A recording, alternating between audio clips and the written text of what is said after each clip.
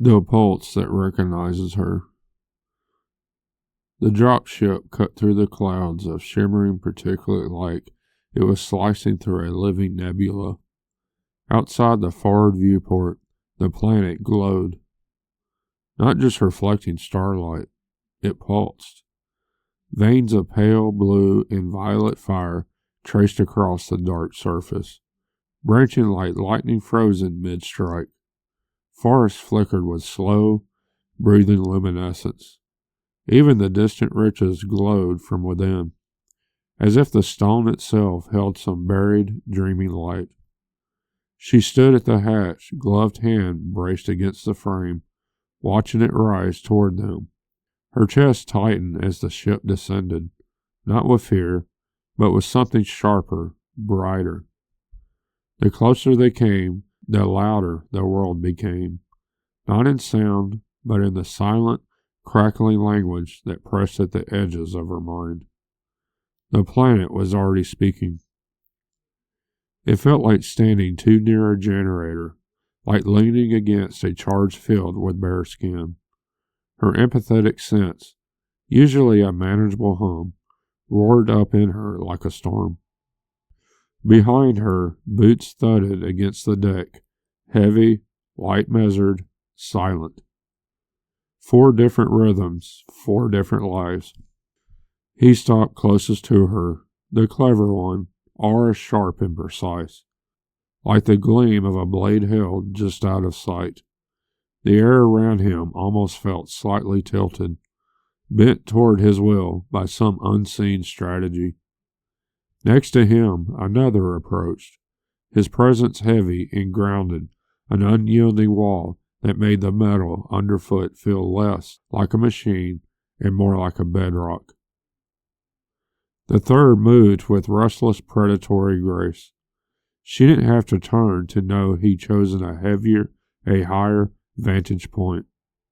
Perched on a support strut, leaning into the drop ship's narrow space, like it still wasn't enough room for him. His energy felt like wings half spread, casting invisible shadows. The last presence slipped in like water, quiet and cool. He always seemed to arrive without sound, as if the world simply parted for him. His aura didn't press. It swept, flowed, traced along the edges she hadn't known she had. Studying the way she responded. 4 elite protectors, 4 different worlds. And she was the only one they'd been sent to guard. 70 seconds to touchdown, the ship's AI said, voice flat through the overhead. External readings unchanged. Surface energy stable at elevated baseline. Stable, she thought, flexing her fingers. Sure, if you weren't built to feel it.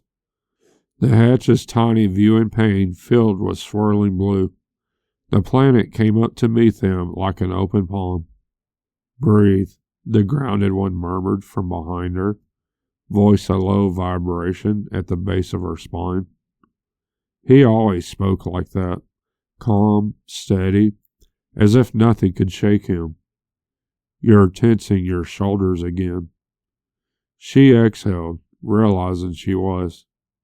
Because the air outside is literally humming, she muttered. If this is baseline, I hate to see a storm. The winged one let out a faint, amused sound from above. Storms are honest. This feels interested. There's a 53% chance direct exposure will amplify her sensitivity, the liquid one said calmly near her shoulder.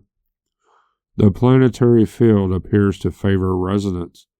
It's already sinking to her bioelectric pattern through the hull. And yet, the sharp one said quietly, close enough that she could feel the warmth of him along her side. She's still stepping out there. His tone wasn't mocking. It was something worse, intrigued. The ship jolted softly, then settled. Touchdown. The hatch indicator cycled from red to amber to green.